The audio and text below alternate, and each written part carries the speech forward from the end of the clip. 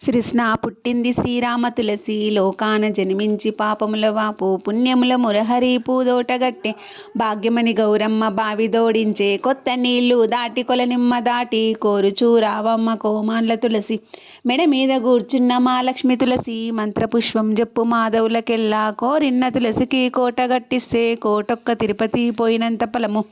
ఆది తులసమ్మకు అరుగులే ఇస్తే అన్నీ ఏకాదశులు ఉన్నంత ఫలము ప్రొద్దున్న లేసిన తులసిని చూస్తే పోవును పాపాలు పొందు పుణ్యాలు మధ్యాహ్న కాలాన తులసిని చూస్తే మరి యొక్క జన్మంబు ఎత్తేది లేదు